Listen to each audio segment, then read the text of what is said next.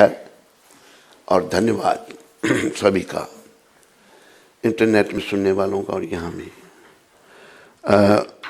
देखो, प्रभुपाद कृपा से मैं आपको कुछ कहना चाहता हूँ।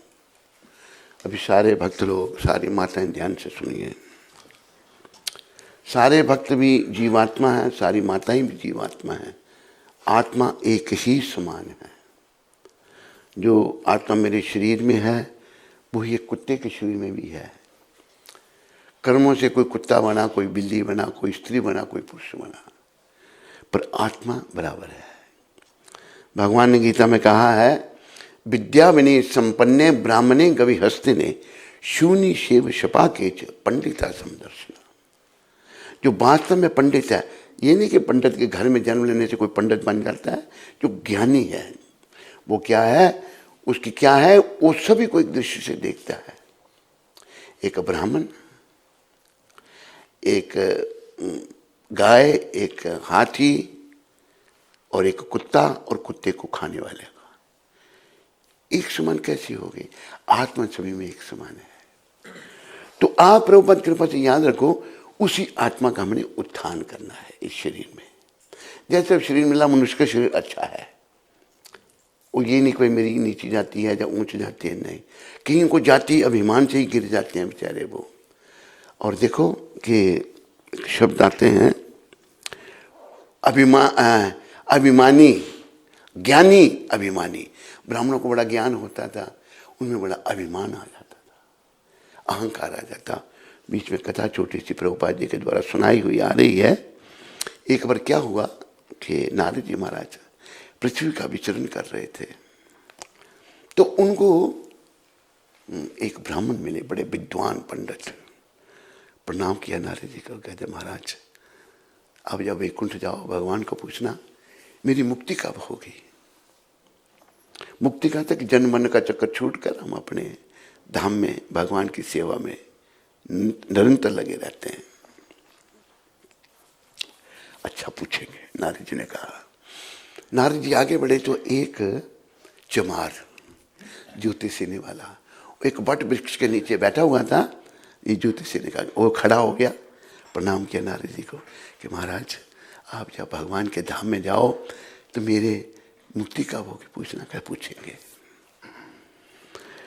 नारद जी नारायण नारायण करते हुए सदा नारायण का नाम लेता। नारायण भी भगवान का नाम है, नारायण के भक्त हैं।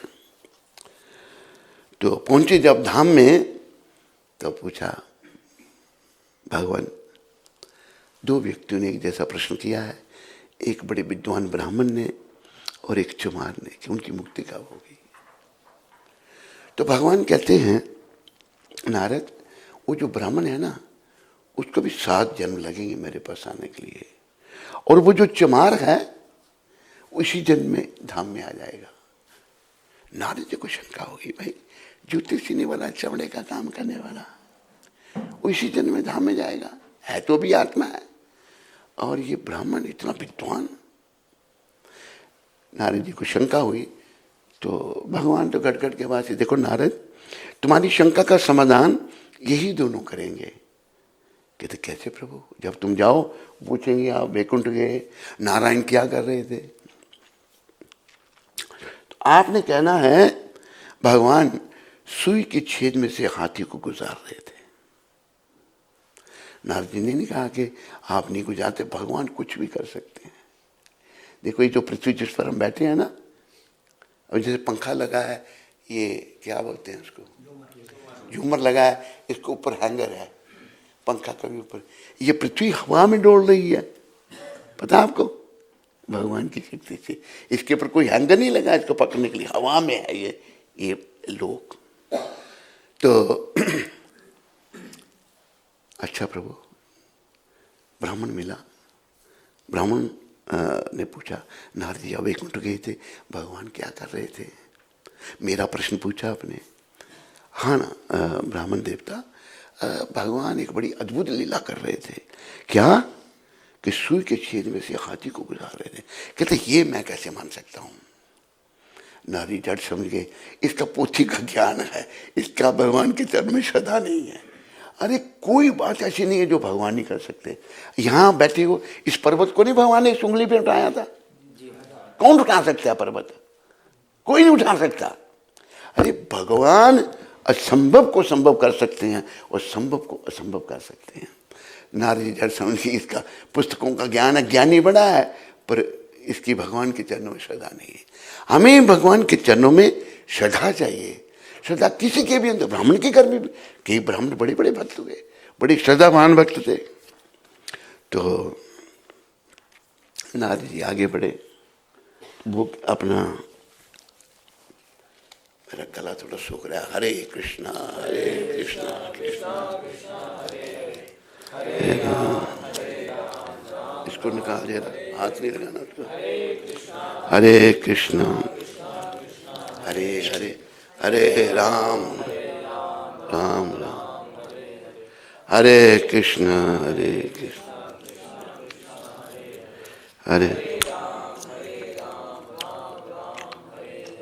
हरे कृष्णा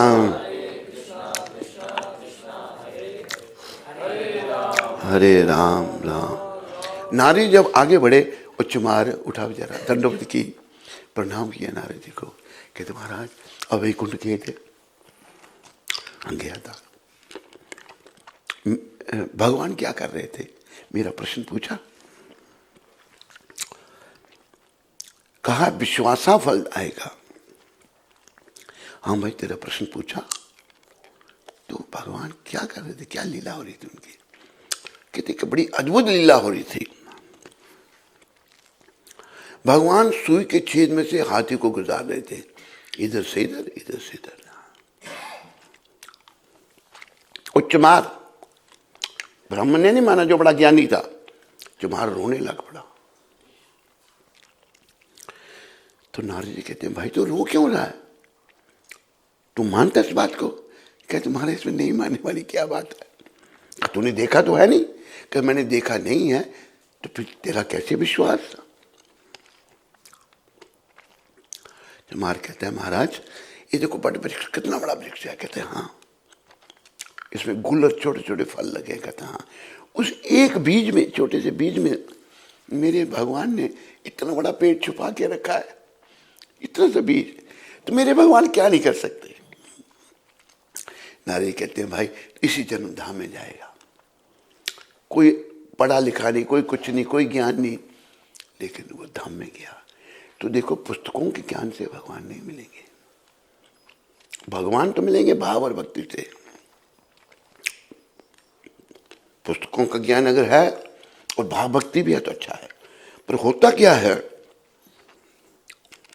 जिसे पुस्तकों का ज्ञान है और भाव और भक्ति से शून्य है, उसे अहंकार होता है। ज्ञानी अभिमानी, अहंकार हो जाता है।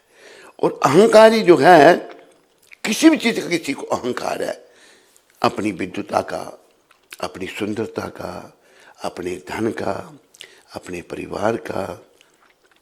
साधु भेष में मैं बहुत बड़ा साधु हूँ, बहुत बड़ा मठ है मेरा और बहुत अनुयायी है मेरे, ये भी अहंकार है। किसी को अहंकार है, पुरुष को, स्त्री को, वो फिर भगवान से दूर हो जाता है। देखो भगवान और बातों को सहन कर लेते हैं, पर अहंकार आ जाता है तो उसको सहन नहीं करते। और अहंकार कब आता है? जब हम शरीर के स्तर पर कार्य करते हैं, अपने आप को शरीर समझा है, इसके लिए ये सब कुछ करते हैं, ये अहंकार आ जाता है। हमने शरीर के स्तर पर काम नहीं करना, हमने आत्मा के स्तर पर काम करना है। शरीर के स्तर का काम क्या है? खाना, खूब खाना, मुझे ये खाना वो खाना है, ये शरीर के स्तर का काम है। आत्मा के स्तर पर क्या काम है? प्रभुपाद ने बताया है, we have to eat to live, not live to eat. हमने जीने के लिए खाना है, ना कि खाने के लिए जीना है। लेकिन हम खाने बैठते हैं, ये रखते हैं, ये खाओ, खूब खाओ, गलत है। आत्मा के स्तर पर जब हम काम करना शुरू करेंगे तब आत्मा का पोषण होगा। शरीर के स्तर पर हम प्रायः, मैं, आप, ये, हम सब शरीर के स्तर पर हैं। जब हम शरीर के स्तर पर हैं तो आत्मा का उत्थान नहीं हो सकता। समझाई सभी को? इसके लिए मेरे प्यारे हरि भक्तों व माताओं, मंगल आरती बहुत ज़रूरी है। प्रभुपाद जी ने इसी वृंदावन में मुझे बताया था, वो भी मैं आपको बता देता हूँ।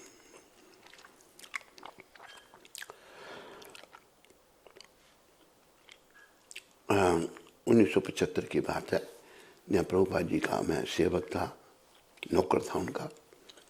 तो ऊपर वाले कमरे में बैठ के अनुवाद कर रहे थे।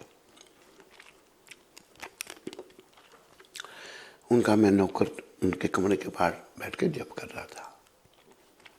मेरे को घंटी पे जाके अंदर बुलाया उन्होंने और कहा, जाओ देखो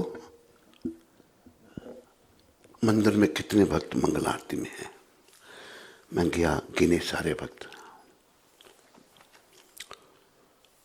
तो मैंने बताया उनको, गुरु महाराज को, प्रभुपाद को।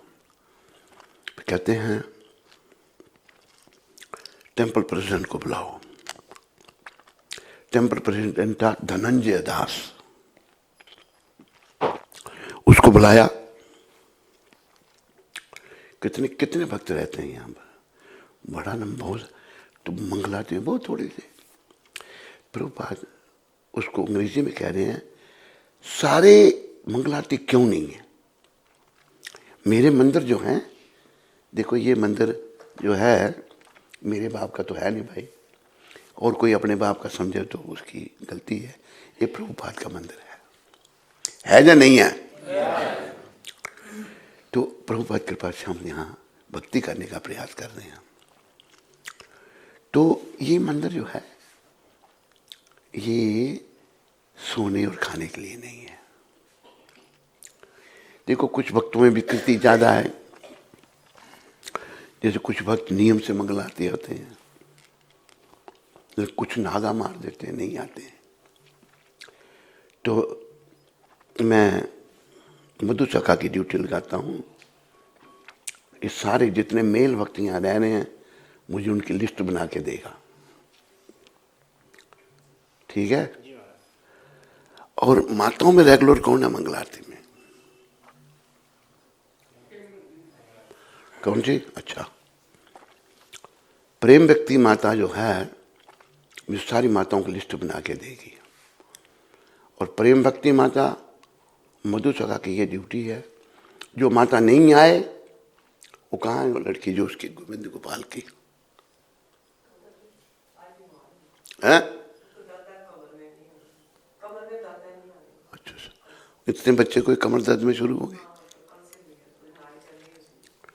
तो देखो वैसे बीमार हों हम भी नहीं पालन कर सकते, लेकिन प्रभुपाद जी ने क्या कहा है, उन्होंने ये कहा कि कोई इतना बीमार है वो चल नहीं सकता, तो उसको घसीटते हुए मंगल आरती में जाना चाहिए।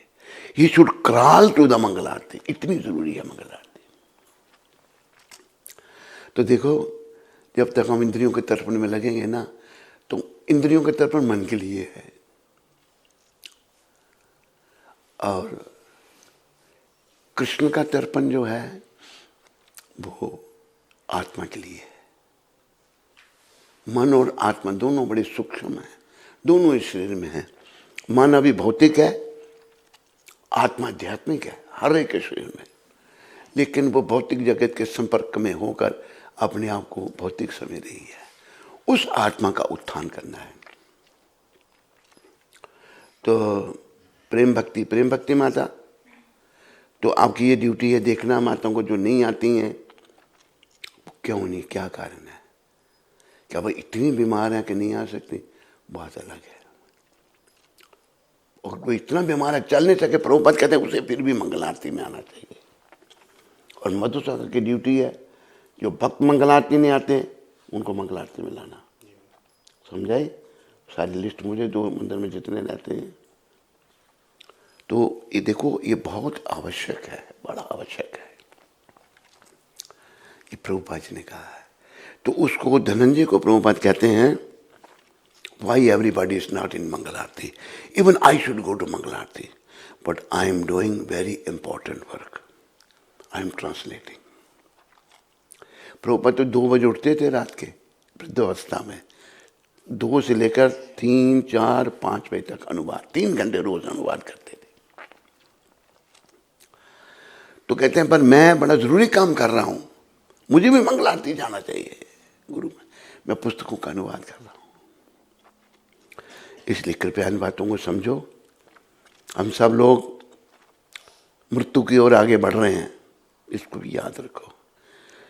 देखो अपने अंदर झांक के कि मैं इंद्रियों के तर्पण में लगा हूं या कृष्ण के तर्पण में लगा हूं। वो श्लोक लगा आत्मेंद्रिय प्रीति, एक श्लोक पहले भी आपको सुनाया है, पर repetition is the mother of learning. इस श्लोक में क्या कहा है? चैतन्य चरितामृत का ये श्लोक है। 2 चीजें हैं, काम और भगवान। जो इंद्रियों के तर्पण में लग जाता है, ये श्लोक चैतन्य चरितामृत आदि लीला श्लोक 4 अध्याय और 135वां श्लोक। आत्मेंद्रिय प्रीति वांछा तारे बलि काम, कृष्णेंद्रिय प्रीति इच्छा धरे प्रेम नाम। इसलिए कृष्णदास कबीरदास जो बड़े उच्च कोटि के वैष्णव हैं, बहुत उच्च कोटि के, उनकी क्या उच्च कोटि में जीव वर्णन करूं, वो क्या कहते थे अपने आप को? श्रील कृष्णदास महाराज ने ही सारा चैतन्य चरितामृत लिखा और बड़ा दिव्य है चैतन्य चरितामृत। कृष्णदास महाराज, कृष्णदास कबीरदास महाराज कहते हैं मैं जुगाई मदाई से भी पतित हूं और मैं एक विष्ठा में पड़ा हुआ जो कीड़ा है उससे भी नीच हूं। इतने विनम्रता और बड़े महान, यही राधा कुंड में बैठ के ही उन्होंने ये चैतन्य चरितामृत की रचना की थी। तो वो कह रहे हैं अपनी खुद की इंद्रियों की तृप्ति करने की इच्छा, खुद की इंद्रियों की तृप्ति काम है, किंतु कृष्ण की इंद्रियों को तुष्ट करने की इच्छा प्रेम है। काम विकार से हम सब भरे पड़े हैं, लेकिन हमने प्रेम जागृत करना है, पुरुष को भी और स्त्री को भी श्री कृष्ण के चरणों में। तो याद रखो प्रेम हमारे अंदर है, पर हम जब तक इंद्रियों के तर्पण में लगे रहे। तो एक बार हम भी बच्चे उधर थे, हम तो हमने ऐसे मन में आया तो बच्चों को आइसक्रीम खिलाओ। कौन सी जगह थी वो, कौन सी जगह थी वो, भूल गया बेचारा। ये बहुत कुछ कहा है महाराज आइसक्रीम है। फैजपुर में थे हम, तू भी था आइसक्रीम खाई थी। तो ये इंद्रियों का तर्पण है, इंद्रियों का तर्पण छोड़ना है। और देखो प्रभुपाद ने मुझे शिक्षा क्या दी। एक बार उनको कुछ महसूस हुआ होगा पेट में, कहते हैं जीव लोभा, जीव लोभा, जीव का लालच, जीव लोभा। मैंने प्रभुपाद आपका जीव लोभा क्या है? आप तो इतने उच्च कोटि के वैष्णव हैं। तो मुझे शिक्षा देने के लिए पर जीवा के लिए नहीं हमने खाना, हमने आत्मा शरीर को साथ रखने के लिए खाना है। जीव लोभा अगर हम करेंगे तो बस बीमार हो जाएंगे, भागेंगे, भाई पेट खराब हो गया, नहाने जाना पड़ रहा है मेरे को, जाओ पेट खराब। हमने आत्मा देखो, फिर कल को जब समय बीत जाएगा फिर कुछ हाथ नहीं आएगा। फिर अगर जीव लोभा होगा तो मेरा जीवा कोई ढूंढेगी उस समय, जो उसको लालच होगा तो भगवान का सिमरन नहीं हो पाएगा। भगवान का सिमरन तो तभी होगा जब जीव लोभा समाप्त होगा, जीव का लोभ, खाने का चटकपन जो है ये समाप्त होगा, नहीं तो नहीं। एक अंदर कौन बैठा है? कोई नहीं। हम आए उधमपुर से वृंदावन में हम ठहरे थे। तो माता ने एक असिस्टेंट को, सेवक साथ में, कि 3000 रुपया रखो और ये तुम महाराज को कोई चीज़ की जरूरत पड़े तो ला के देना। तो एक दिन मैंने कहा भाई माता ने पैसे दिए, कहते सब खत्म हो गए। मैंने कहाँ किए? क्या मुझे ये नहीं फूटनी अच्छी लगती, मैं बाहर खाता था। बाहर क्या खाता, चटपट और क्या, मंदिर की फूटनी अच्छी लगती। 3000 फूक गया वो कुछ दिन वही। और फिर उसकी बीमारी क्या बताऊं आपको, बार बार टॉयलेट में भाग रहा, क्या क्या उसने कर दिया, बार बार टॉयलेट में भाग रहा है। और क्या बताएं क्या क्या कर। एक बार वो इंद्रनुज बता रहा था, जा रहा तो लाइन लगाता गया, समझाइए आपको। तो ये जीव लोग जो है ना, ये बहुत खराब है। जीव के लोगों के लिए कार्य नहीं करना। और कुछ ऐसी आत्माएं हैं, उनको हम समझाते हैं जीव लोगों को, तो हमें 10 सुननी पड़ती है, बड़ा गुस्सा आता है। अच्छा किस बात पर गुस्सा किया आपने हम पर, क्या करें, क्या समझाएं? समझ कब आएगा, जब समय निकल जाएगा। नहीं, प्रभुपाद कृपा से पहले ही समझ लेना है, तक अंत समय में ना जीव लोभ हो, ना हमारे अंदर कोई काम वासना हो, बस केवल कृष्ण को हम प्रसन्न करने में लगे हों, तो उनका स्मरण होगा। तो ये जो कष्ट है ना हमारे जीवन में, सब हमेशा के लिए समाप्त हो जाएंगे, पर कष्ट रहेंगे नहीं। बोलो प्रभुपाद की, सारे बोलो हरे कृष्णा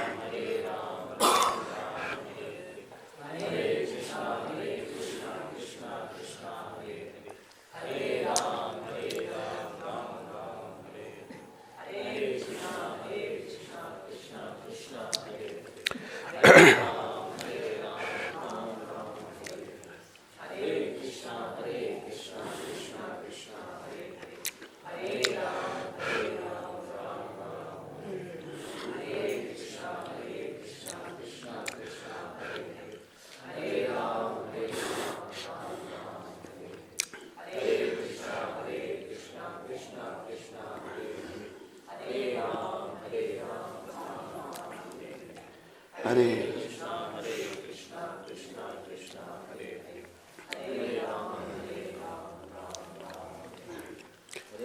कृष्णा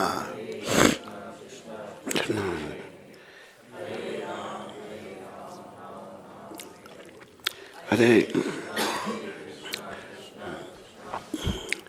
हरे कृष्ण हरे कृष्ण।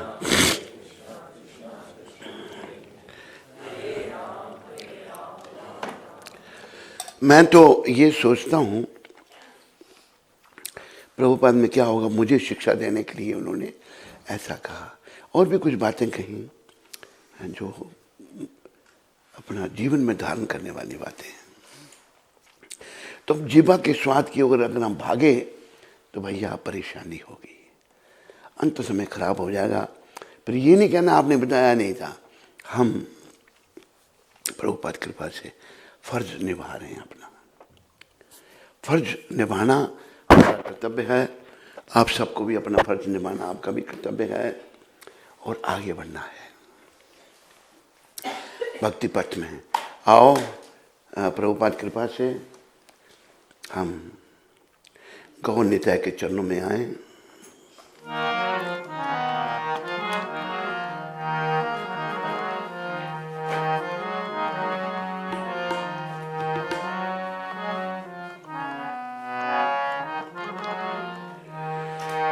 ए बार करुणा कर चैतन्य निताय,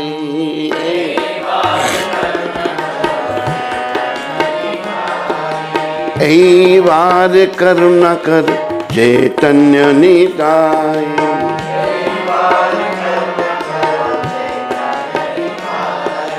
मौसम पात की आर त्रिभुवने नाई,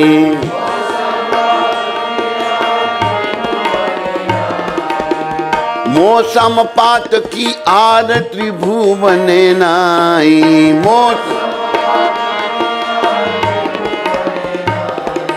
ऐ वार करुणा करो चैतन्य निताई।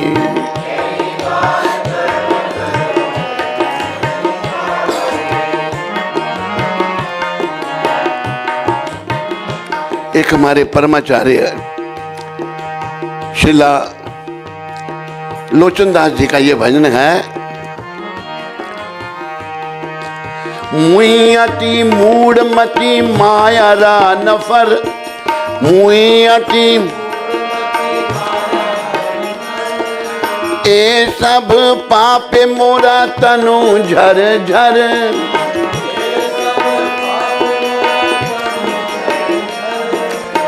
ऐ वार करुणा करो चैतन्य निताई।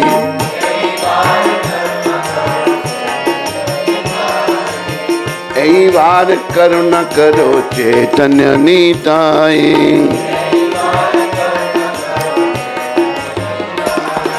मल्लच अधम जत छील अनाचारी,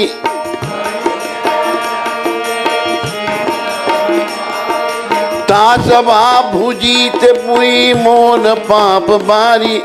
तासबा हईत भुजी मोर पाप, तासबा हईत भुजी मोर पाप भारी।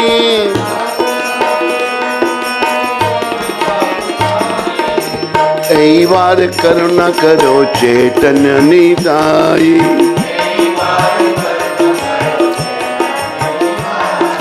अशेष पापेरा पापी जगाई मधाई।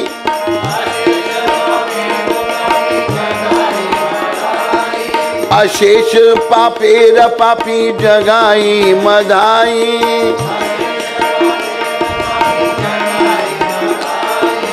अनायास उधारी ले तुम्हारा दो भाई। अनायास अनायास उधारी लो तुम्हारा दो भाई।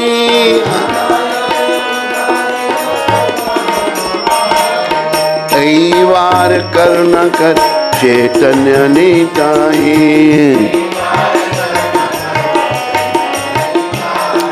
लोचन बले मो अध में दया नेल के ने। लोचन बले लोचन बले मो अध में दया नेल के ने।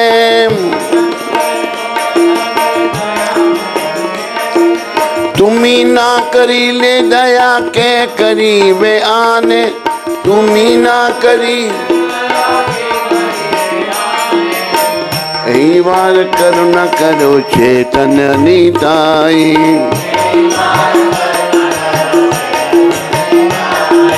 ऐ वार करुणा करो चैतन्य निताई।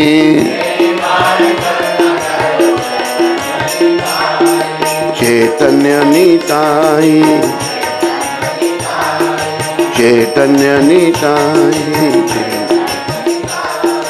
चैतन्य निताई। आज वो बंगाली भक्त कहाँ है? उसकी ना पत्नी आई है। कहाँ तुम्हारा पति? वो लग रहता है। देखो भाई उसको देखो जाके। बंगाली बाबू क्यों नहीं आया? ये तेरी ड्यूटी है सबकी रिपोर्ट देनी मुझे रोज। तो क्या कह रहे हैं लोचनदास ठाकुर जी महाराज? बड़े प्रेम से बोलो शिला लोचनदास ठाकुर जी महाराज की। हे श्री चैतन्य निताई, हे श्री नित्यानंद प्रभु, हे श्री चैतन्य महाप्रभु, हे श्री नित्यानंद प्रभु, इस बार मुझ पर करुणा कीजिए। लोचनदास जी ऐसा क्यों कह रहे हैं? पता नहीं कितने जन्म हो गए मेरे, इस जन्म में मेरे पर करुणा करो। क्यों?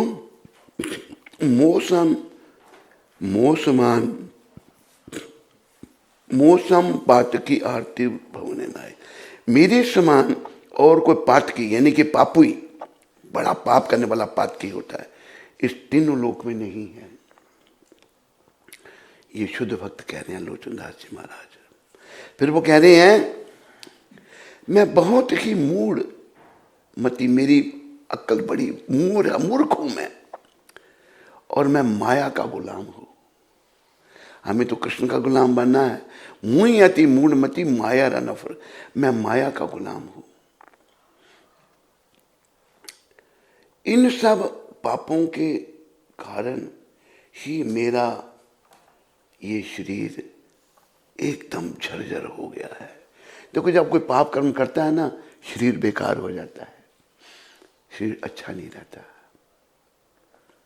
तो लोचनदास महाराज कहते हैं पापों के कारण मेरा शरीर झरझर हो चुका है, बेकार हो चुका है। फिर क्या कहते हैं भगवान को, मलिच्छ अदम या शील अनाचारी, तासबा हईत भूजी मोर पाप भारी। मलिच्छ यानी कि मुसलमान, अधम बड़े पतित लोग, मलिच्छ ईसाई भी मलिच्छ हैं, मलिच्छ और यवन। यवन मुसलमान है जो पाप करते हैं, मांस खाते हैं, बुरे कर्म करते हैं, बस स्त्री संग ही जिनका जीवन है। अधम जितने भी अनाचारी हैं, मैं समझता हूं कि उन सब से मेरे पापों का भार ही ज्यादा है। देखो ये वैष्णव की विनम्रता। लोचनदास जी कहते जितने भी मलेच्छ अधम अनाचारी बुरे कर्म करने वाले लोग हैं, उन सबसे ज्यादा पाप मेरे हैं। पर अशेष पापों वाले पापी थे जिगाई और मदाई। जिगाई मदाई अशेष ज्यादा पापों वाले थे, और दोनों भाइयों ने अनायास, आप दोनों भाइयों ने अनायास में ही उनका भी उद्धार कर दिया। कहते मैं हर प्रकार से पापी हूं, लेकिन आपने चैतन्य निताई जो जिगाई मदाई बड़े पापी थे, और बड़ी आसानी से उनका वो शुद्ध कर दिया आपने उनको। ये भक्त हमको ये सूचना दे रहा है, परम भक्त परम वैष्णव। लोचनदास ठाकुर जी कहते हैं कि इतना होने के बावजूद भी मुझ अधम पर आपकी कृपा क्यों नहीं हुई हो रही है।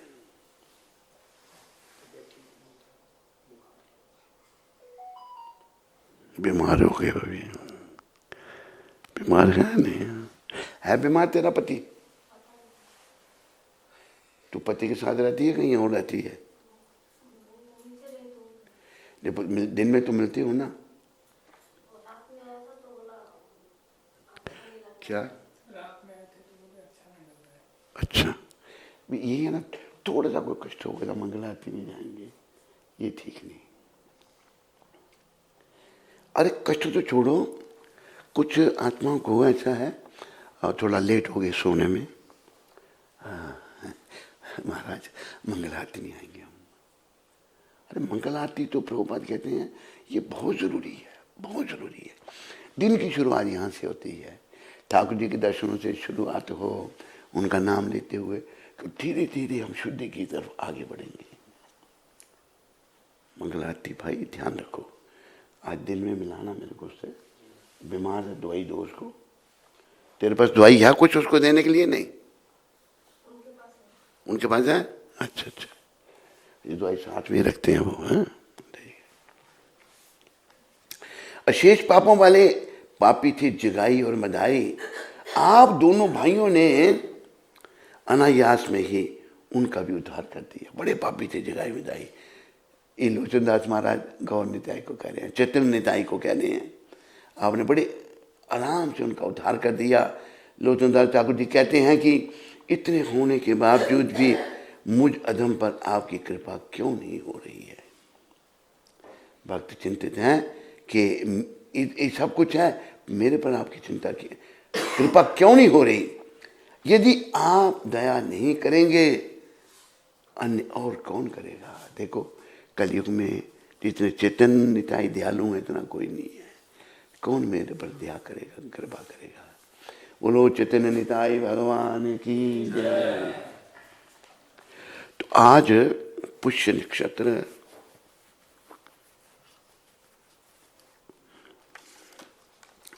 इस पुष्य नक्षत्र जो है पुष्प अभिषेक, ये इसके बारे में श्रीमन सच्चिदानंद दास पढ़कर आपको हिंदी का अनुवाद सुनाएंगे इसका। यही है ना?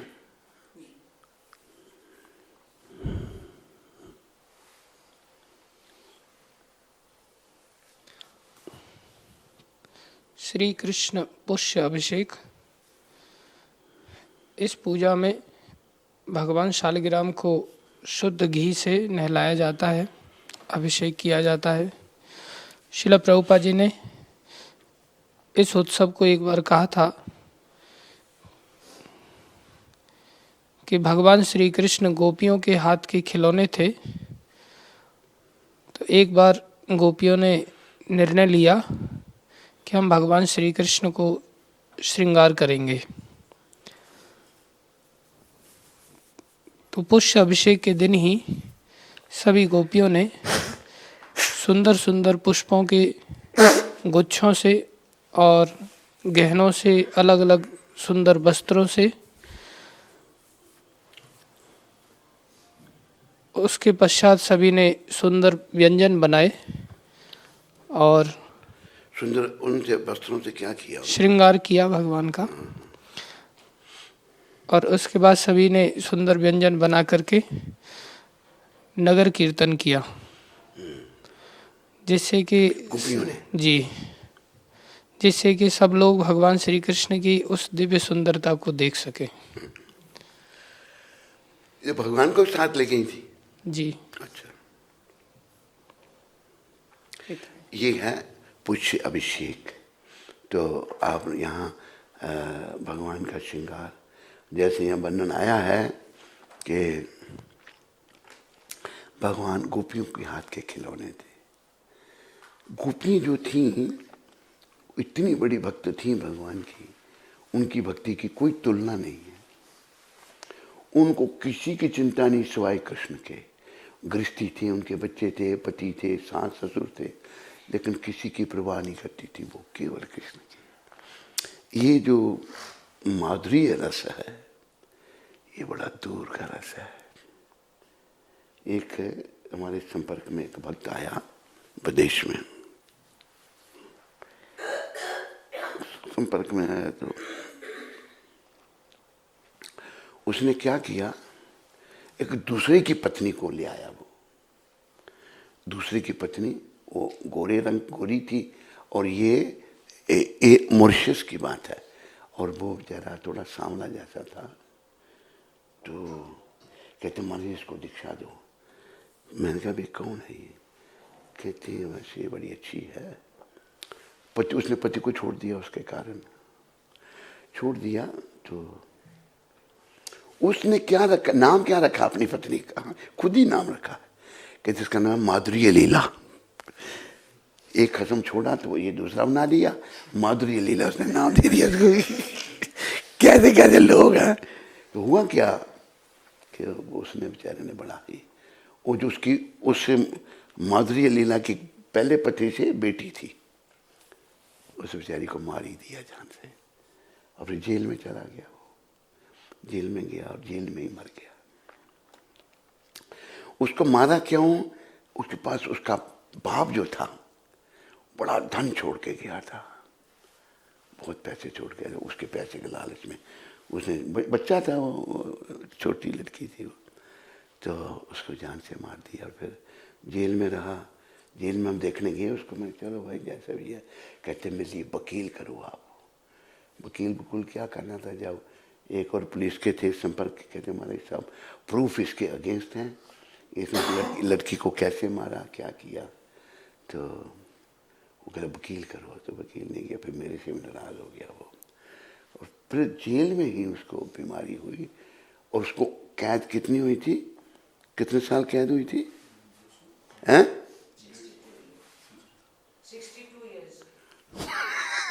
62 ईयर्स कैद उसकी हुई थी वो जेल में। तो मतलब कहने का, जो गोपी और कृष्ण का संबंध था ना, इस संसार में बिल्कुल नहीं है।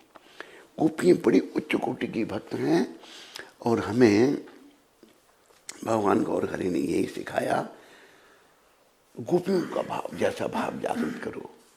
गोपी भरत पद कमल्योर दास दासानुदास। हमने गोपियों के दासों के दासों के दासों के दास बनना है। प्रभुपाद कहते हैं 1000 टाइम फर्दर, 1000 गुना आगे जाकर। तो गोपियों की भक्ति देखो, अगर उनकी भाव हमको मिल गया कृष्ण जरूर मिलेंगे। तो गोपियाँ बड़ी महान भक्त हुई कृष्ण की, और इसी ब्रिज में भगवान ने गोपियों के साथ विविध लीलाएं की। और बोलो लीला पुरुषोत्तम कृष्णचंद्र भगवान की जय। तो पुष्य जो अभिषेक यही है, गोपियों ने बड़ा श्रृंगार किया भगवान का और उनको अपना फिर नगर कीर्तन किया। तो दूसरी शिक्षा ये है, आप लोग नगर कीर्तन भी किया करो। कौन है नगर कीर्तन में अच्छा? सोनू कि नगर कीर्तन में अच्छा है? कौन? पद्मनाभ गौड़। पर मंगलारती पद्मनाभ गौड़ टाइम पे आता ही नहीं। कल से आएगा ना? शाबाश।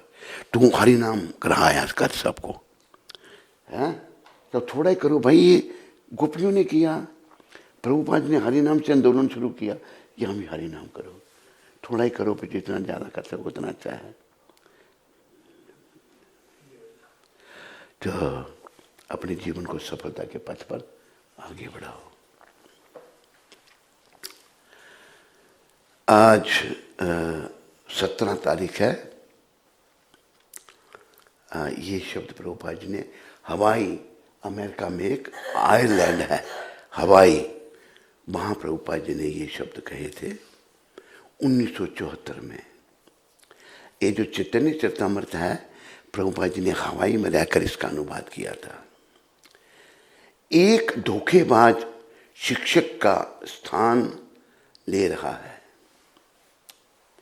इसलिए पूरा संसार अधोगति को जा रहा है। आप दूसरों को धोखा दे सकते हैं। मैं भक्तों की वेशभूषा में हूं, किंतु आपका चरित्र कैसा है, आपके सच्चे सिद्धांत क्या हैं, उसे जांचना होगा। उसे सच्चा शिक्षक कहा जाता है। तो प्रभुपाद क्या कह रहे हैं कि एक धोखेबाज जो है शिक्षक का स्थान ले रहा है। धोखा देने वाला शिक्षक बना हुआ है। देखो, जब हम धोखेबाज हैं तो हम शिक्षक बनने के योग्य नहीं है। और शब्द है ना, पीछे बोलो, पर उपदेश कुशल बहु तेरे, जे नर अचर हैं ते नर ना घनेरे। ऐसे लोग ज्यादा नहीं है जो दूसरों को तो उपदेश देते हैं और खुद भी आचरण करते हैं। प्रभुपाद जी का यही गुण था।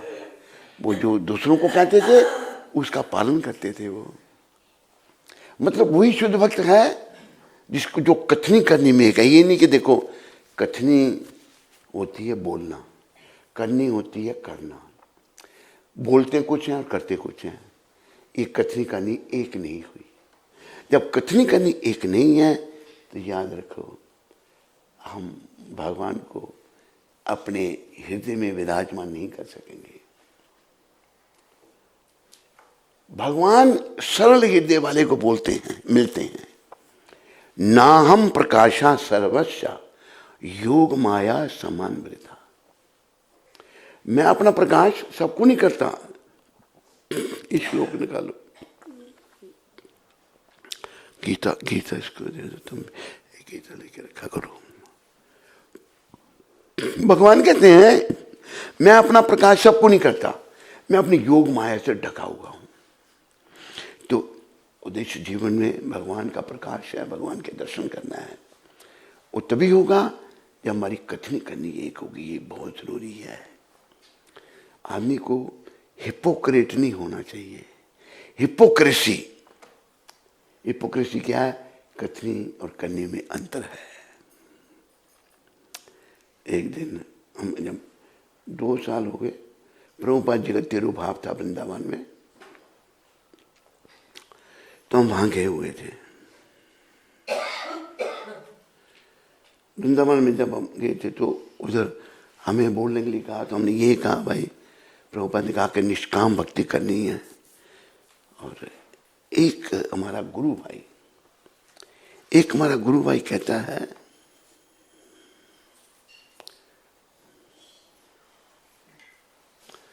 वो कहता है कि जब हम मंगल आरती में आए, कृष्ण बलराम भगवान को प्रणाम किया, गुरु भाई कहता है कि तुम, अगर हम गृहस्थियों को थोड़ा सा वेतन देते हैं, स्टाइफन को क्या कहेंगे? स्टाइफन को क्या कहेंगे? तो हम उनको देते हैं और तुम्हें हजारों डॉलर मिलते हैं, हजारों डॉलर तुमको मिलते हैं, तुम उनको क्रिटिसाइज कर रहे हो। This is hypocrisy, this is hypocritical. उसने मेरे को हिपोक्रिटिकल कहा। मैं कुछ बोलने लगा, चुप, मेरे को नहीं बोलने दिया, मैं चुप रहा।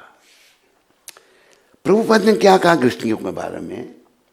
Srila Prabhupada spoke very strongly about our society not existing for the purpose of sense gratification. बोल उसमें हिंदी अनुवाद इसका।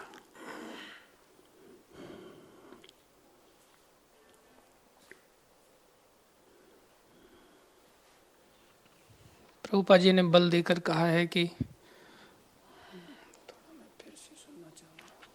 Srila Prabhupada spoke very strongly about our society. Prabhupada ji ने हमारी संस्था के बारे में काफी बल देकर कहा है, It's not existing for the purpose of sense gratification. ये संस्था इंद्रिय तृप्ति के लिए नहीं बनी है।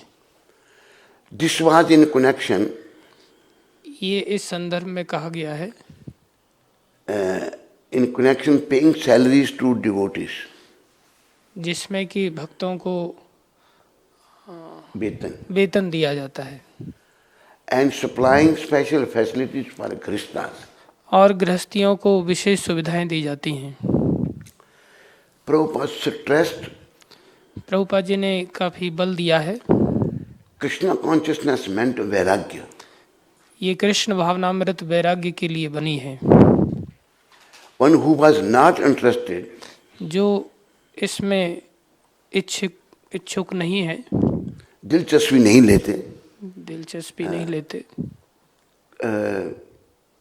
जो वैराग्य नहीं अपने अंदर पैदा करना चाहते, one who was not interested in yet developing in vairagya, जो वैराग्य नहीं पैदा करना चाहते, cannot be maintained by the society. ये संस्था के द्वारा इनका भरण पोषण नहीं किया जा सकता। If Gristas were rendering essential service, यदि गृहस्थ लोग विशेष सेवाओं को अगर लगे हुए हैं, temple could provide them living facilities, मंदिर उनको रहने की सुविधाएं मात्र दे सकता है, but they had to work voluntarily. बल्कि उनको स्वेच्छापूर्वक भगवान की सेवा करनी चाहिए, Not for salaries. ना कि वेतन के लिए सेवा करें। तो ये शब्द मैंने पढ़े थे, प्रभुपाद जी के शब्द। तो मुझे उसने कहा मैं हिपोक्रिटिकल हूँ, मुझे इतने डॉलर मिलते हैं, हजारों डॉलर, और हम गृहस्थियों को थोड़े देते हैं महीने के, और तुम उसको क्रिटिसाइज कर रहे हो। उसने ठीक कहा मेरे को, गलत काम है। तो ये तो हालत हो गई है अभी।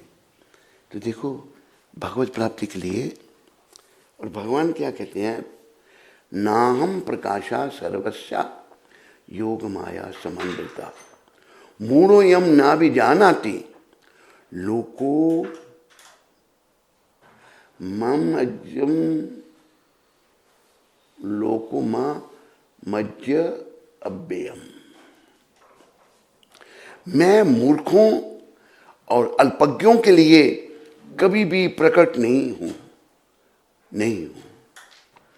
उनके लिए तो मैं अपनी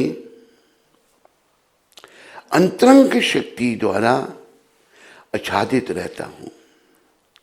अतः वे यह नहीं जान पाते कि मैं अजन्मा तथा अविनाशी हूँ। तो भगवान कह रहे हैं वे नहीं जान सकते। भगवान कहते हैं कि मैं अपनी अंतरंग शक्ति द्वारा ढका हुआ हूं, आच्छादित रहता हूं। अतः मैं यह नहीं जान पाते कि मैं अजन्मा तथा अविनाशी हूं। तो भगवान अपना प्रकाश सभी को नहीं करते।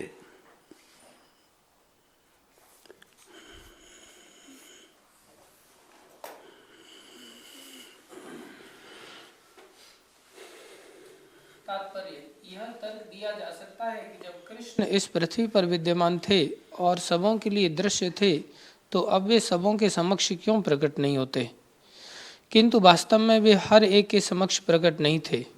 जब कृष्ण विद्यमान थे तो उन्हें भगवान रूप में समझने वाले व्यक्ति थोड़े ही थे।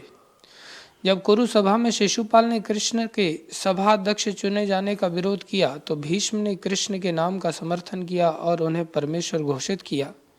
इसी प्रकार पांडव तथा कुछ अन्य लोग उन्हें परमेश्वर के रूप में जानते थे, किंतु सभी ऐसे नहीं थे।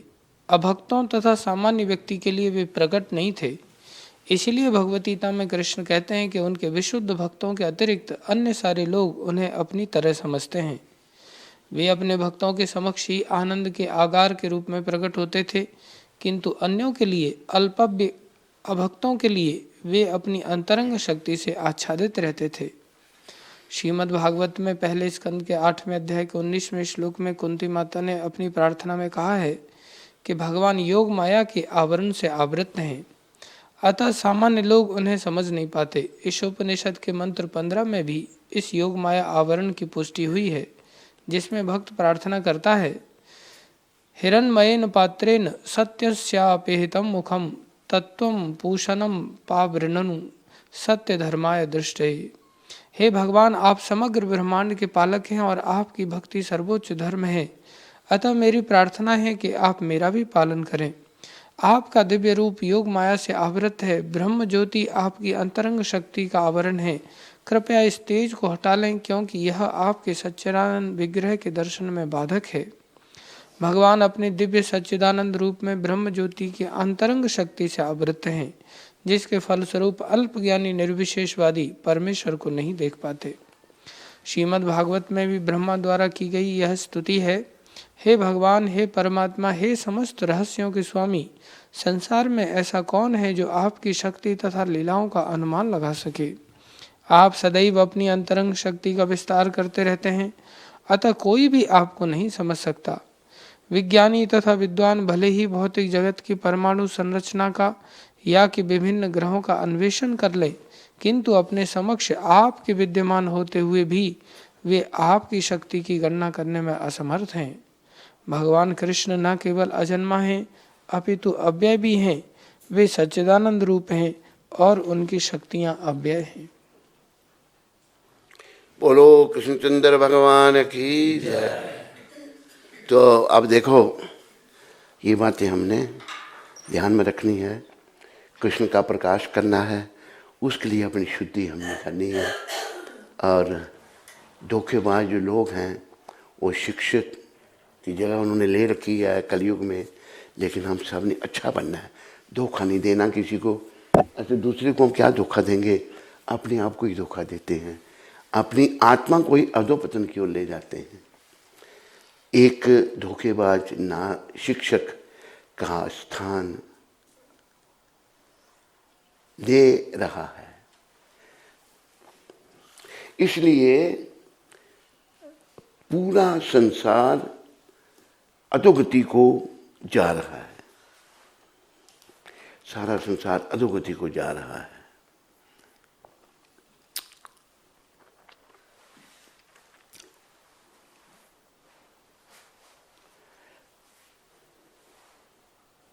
आप दूसरों को धोखा दे सकते हैं। मैं भक्तों की वेशभूषा में हूँ, किंतु आपका चरित्र कैसा है, आपके सच्चे सिद्धांत क्या है उसे जांचना होगा। उसे सच्चा शिक्षक कहा जाता है। तो हम जो अगर शिक्षक बन रहे हैं, हमें देखना कि मेरी शिक्षा ठीक है भी या नहीं है। खाली मैं अलाप कर रहा हूँ, बोलता जा रहा हूँ, राग अलाप रहा हूँ, अपना ही राग अलाप रहा हूँ। नहीं भाई, प्रभुपाद की शिक्षा सबसे अच्छी थी। क्यों? उनकी शिक्षा से देखो कितने लोगों के जीवन में मोड़ आ गया। उसमें गरीब से गरीब भी है और अमीर से अमीर भी है। सभी लोग प्रभुपाद जी की शिक्षा से प्रभावित हैं। तो हमें भी प्रभुपाद जी के हाथों में अच्छा शिक्षक बनना है और जीवन को सफल करना है। बोलो पतित पावन श्रील प्रभुपाद की जय।